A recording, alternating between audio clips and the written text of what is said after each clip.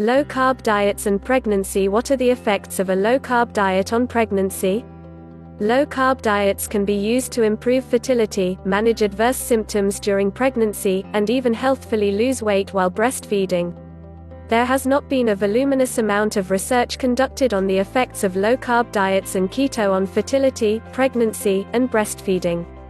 From what little research there is and a small amount of anecdotal evidence, what one can discern is that low-carb diets can improve fertility, are okay during pregnancy, can help manage gestational diabetes, and that a moderate low-carb diet 50 grams a day is okay while breastfeeding.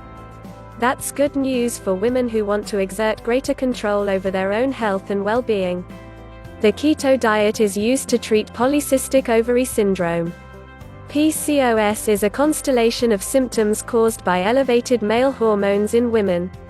Some examples include menstrual cycles that are irregular or non-existent, ovarian cysts, sleep apnea, increased hair growth on the face and body, and decreased fertility.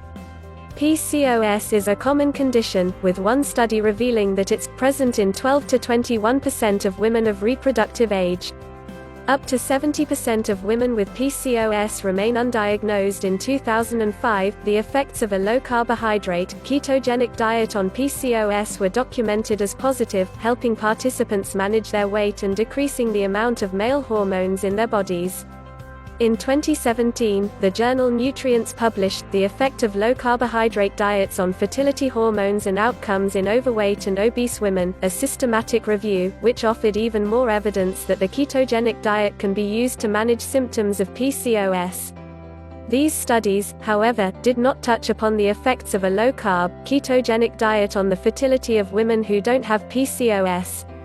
However, according to the Office on Women's Health, which is a part of the U.S. Department of Health and Human Services, being overweight may prevent ovulation because fat cells release estrogen. The thinking goes that if you have enough fat cells releasing enough estrogen, that they'll release enough estrogen to prevent ovulation and menstruation. A moderately low-carb diet may be okay while breastfeeding.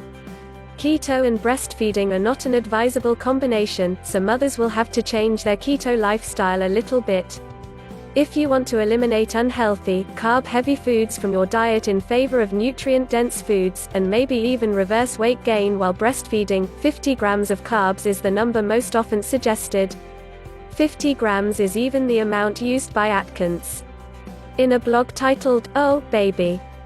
How to Lose Baby Weight with Atkins," Colette Heimowitz, MS, Director of Education and Research for Atkins Health and Medical Information Services, wrote, "You should be able to lose weight gradually while breastfeeding by keeping your daily carb consumption around 50 grams of net carbs or above.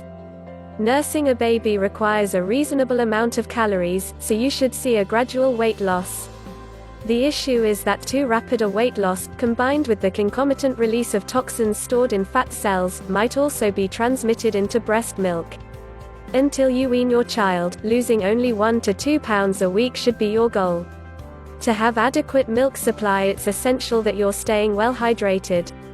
Low-carb, high-fat diets have a diuretic effect, so it's also a good idea to drink fluids and replenish your electrolytes regularly. It's also important for mothers to remember that a high-fat, low-carb diet's appetite-dulling effects may lead to a diet with insufficient calories. This can be remedied by adding some fruits to the diet so that a drop in glucose levels triggers hunger. And even though you may know what you need to know about intermittent fasting, it's not something you should practice while pregnant or breastfeeding. Above all else, it's important to stay informed because the effects of low-carb and ketogenic diets during pregnancy are still being researched in both formal and informal settings.